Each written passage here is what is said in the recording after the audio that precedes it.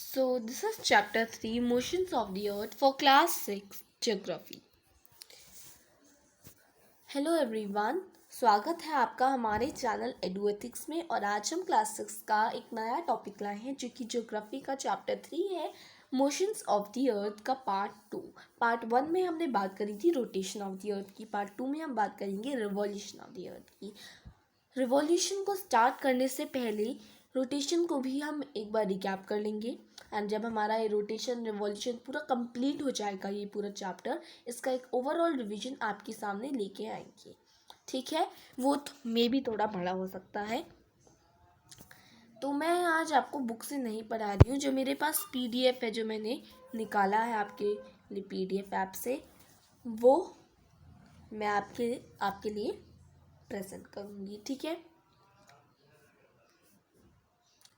Book से मैं आपके लिए अगले वीडियो में लाऊंगी जिसमें हम इस पूरे का रिकैपिंग करेंगे, राइट। देन क्वेश्चन आंसर्स भी जल्द ही लाऊंगी। एक बार चैप्टर कंप्लीट कर लेते हैं एंड देन एक क्विज भी होगा, क्योंकि हमने सोचा कि हर वीकेंड हम एक स्पेशल चीज़ आपके लिए लाते ही हैं। हर सैटरडे आपके लिए एक नई चीज़ आएगी। तो जैसे कि इस सैटरडे आपके लिए आए थे quote of Abdul Kalam ji, and अगले सैटरडे आपके लिए एक नया टॉपिक आएगा, मतलब एक नया स्पेशल चीज़ आएगा, जैसे कि क्विज़। ठीक है, तो अगले सैटरडे क्विज़ होगा। देन थर्ड सैटरडे, उसके भी नेक्स्ट सैटरडे, हम आपके लिए इंडिया का एक पूरा उसके बारे में आपको जानकारी देंगे। ठीक है, तो उसके लिए भी आप रेडी हो जाए।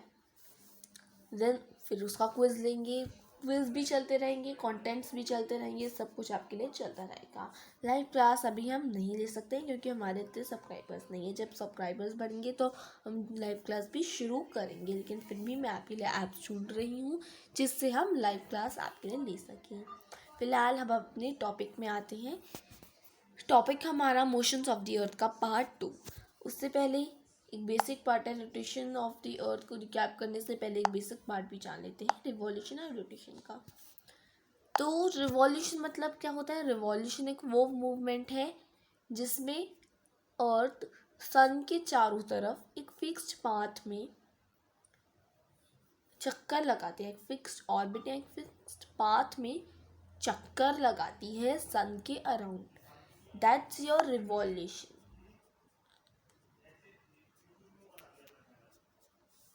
ठीक है, एंड रोटेशन एक वो मूवमेंट होता है जिसमें अर्थ अपनी खुद की एक्सिस में स्पिन करती है, उससे हम रोटेशन ऑफ द अर्थ बोलते हैं। ठीक है, अब जो अर्थ होती है वो रिवॉल्व करती है सन के अराउंड एक एलिप्टिकल ऑर्बिट में। ठीक है, the plane form by the orbit is known as an orbital plane.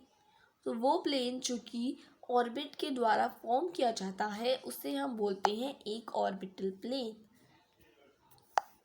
Now rotation of the earth, the movement of the earth, वो मूवमेंट है अर्थ का जिसमें अर्थ अपनी खुद की एक्सिस में अपनी खुद की एक्सिस में स्पिन करती है। That's a rotation of the अर्थ। और ये कंप्लीट होता है 24 घंटों में, यानी कि एक दिन में 24 hours. It takes 24 hours to complete one rotation. So, the axis of the earth, जो axis है अर्थ की और जो ऑर्बिटल प्लेन है, वो दोनों मिलके एक एंगल बनाते हैं 66.5 डिग्री का। 66 डिग्री का।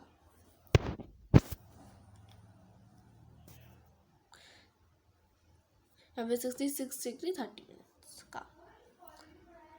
उसके बाद है थी, आप इधर आप देख सकते हैं डायग्राम में, आपको सीधा अच्छी तरीके से आपको इसमें बता रखा है। तो ये हमारे दो पोल्स हैं, यानी कि ये दो एक्सिस हैं, एंड ये जो एक्सिस है ये ऑर्बिटल प्लेन से मिलके कितने का एंगल बना रही है? ये बना रही है 66.5 डिग्री का एंगल।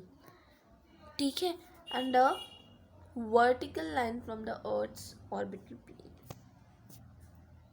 और ये axis on and a vertical line from the earth's orbital plane बनाती है 23.5 डिग्री का एंगल, जैसा कि आप इस डायग्राम में देख सकते हैं। अब हम देखेंगे रोटेशन ऑफ द अर्थ से क्या होता है। तो रोटेशन ऑफ द अर्थ से डे और नाइट कॉज होता है। So the rotation of the earth causes day and night, that's a first point. Second point, the circle that divides a day from night on the globe is called a circle of illumination.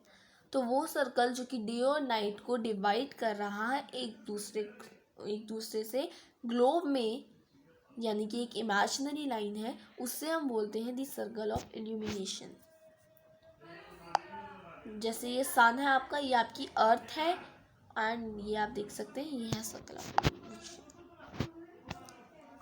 ये आपकी दो axis है, and ये जो है ये है circle of illumination, जो कि डे और नाइट को कॉस मतलब ये डिवाइड करता है डे और नाइट को एक दूसरे से। अब हम बात करते हैं रिवॉल्यूशन ऑफ द अर्थ। अब रिवॉल्यूशन ऑफ द अर्थ की हम बात करते हैं। तो रिवॉल्यूशन यानी कि वो मूवमेंट अर्थ का सन के अराउंड, सन के around. So the movement of the अर्थ, शायद कुछ गलत बोल दिया, तो देखो, जब अर्थ सन के अराउंड चक्कर लगाती है एक फिक्स्ड ऑर्बिट या फिक्स्ड पाथ में, उसे हम रिवॉल्यूशन ऑफ द अर्थ कहते हैं। सीधे सीधे शब्दों में जान लीजिए। So the movement of the earth around the sun on its orbit is called revolution. Now the orbit takes 1 year और 365 days। तो देखिए जो अर्थ टेक्स नॉट ऑर्बिट, हाँ, तो जो अर्थ है वो 365 डेज और 6 आवर्स लगाती है एक रिवॉल्यूशन को कंप्लीट करने में। अब थोड़ा सा अजीब नहीं लगेगा अगर एक दिन जो होगा वो 365, मतलब एक देखो एक सारे 365 तो होंगे डेज, और 6 आवर्स और जुड़ जाएंगे। फिर मतलब हम न्यू ईयर जो है वो 12 बजे नहीं बनाएंगे, उसके 6 आवर्स बाद बनाएंगे, तो थोड़ा अजीब सा हो जाएगा, डिसबैलेंस्ड हो जाएगा। अभी आप ये देखिए 365 डेज एंड 1/4 एक रिवॉल्यूशन कंप्लीट करती है हमारी अर्थ, है ना। तो 1/4 यानी कि अगर हम 24 को डिवाइड कर देंगे किससे, 4 से, तो हमारे पास 6 बचेगा। तो हमने क्या किया, हमने किया 6 into 4 इज इक्वल्स टू 24। एक दिन बना दिया हमने बना दिया 1 डे, एक दिन हमने बना दिया, ठीक है। और वो एक दिन आता है हर 4 साल बाद, जिसको हम बोलते हैं लीप ईयर, ठीक है। तब आप देख सकते हैं जिसका बर्थडे 29 फरवरी को आता है, और वो अपना बर्थडे कैसे बनाएगा, हर 4 साल बाद बनाएगा। कितना अजीब सा हो जाएगा ये, है ना। तो ये होता है लीप ईयर। तो आपको लीप ईयर का कॉन्सेप्ट आई होप समझ में आ गया होगा। अब हम जैसे कि हमने देखा था कि रोटेशन ऑफ द अर्थ जो रोटेशन ऑफ द अर्थ है वो डे और नाइट को कॉज करती है, वैसे ही रिवॉल्यूशन ऑफ द अर्थ जो है वो कॉज करते हैं चेंज इन सीजन्स। एक चीज़ और बताना भूल गई, दैट जो लीप ईयर है वो हमेशा फरवरी के महीने में आता है। मतलब जो मंथ ऑफ फरवरी है, 28 फरवरी जो है वो होता है असलियत में, लेकिन लीप ईयर में 29 फरवरी हो जाता है, एक दिन और जुड़ जाता है, ठीक है। Now the revolution of the earth causes change in seasons. तो रिवॉल्यूशन जो होता है अर्थ का वो कॉज करता है चेंज इन सीजन्स। तो आपने देखा होगा कितने अलग अलग सीजन्स आते रहते हैं, राइट। तो जैसे कि अब इस डायग्राम को हम पहचानने की कोशिश करेंगे इसको पढ़ के। सबसे पहले आता है समर सॉल्स्टिस। समर सॉल्स्टिस जो होता है, देखते हैं समर सॉल्स्टिस कहाँ पे है। ये है समर सॉल्स्टिस जो कि 21 जून से, देखो 21 जून को होता है समर सॉल्स्टिस। इसमें क्या होता है, समर सॉल्स्टिस अकर्स ऑन 21 जून, जब नॉर्दर्न हेमिस्फीयर जो होता है वो टिल्टेड हो जाता है towards the sun and it experiences summer. ठीक है। और क्या होता है, ट्रॉपिक ऑफ कैंसर जो होता है receive sunrays directly overhead. It is longest day of the year और in the northern hemisphere. The area beyond the Arctic Circle receives continuous sun rays for 6 months. तो देखो, जो आर्कटिक सर्कल होता है वो ऊपर वाला हिस्सा होता है, ऊपरी हिस्सा जो होता है आपका आर्कटिक सर्कल होता है। तो क्या होता है, आर्कटिक सर्कल का जो एरिया होता है उधर 6 मंथ्स तक कंटिन्यूअस रेस पड़ती है सन की, एंड दैट्स वाई 6 महीने तक वहाँ पे रात नहीं होती, कंटिन्यूअसली सुबह होती है। ठीक है ना। विंटर सॉल्स्टिस होता है, विंटर सॉल्स्टिस अकर ऑन 22 दिसंबर। तो विंटर सॉल्स्टिस आता है 22 दिसंबर को, जब सर्दर्न हेमिस्फीयर जो होता है वो टिल्टेड हो जाता है टूवर्ड्स द साउथ, और जो ट्रॉपिक ऑफ कैप्रिकॉर्न होता है साउथ में वो रिसीव करता है sun rays over head at this time. ठीक है। और नॉर्दर्न हेमिस्फीयर जो होता है वो एक्सपीरियंस करता है विंटर, और सदर्न हेमिस्फीयर जो होता है वो एक्सपीरियंस करता है समर। जब डेज जो होते हैं वो शॉर्ट हो जाते हैं नॉर्दर्न हेमिस्फीयर में, और सदर्न हेमिस्फीयर में जो डेज होते हैं वो लॉन्ग हो जाते हैं। बात करते हैं इक्विनोक्स की। इक्विनोक्स होता है 21 मार्च को और 23 दिसंबर को,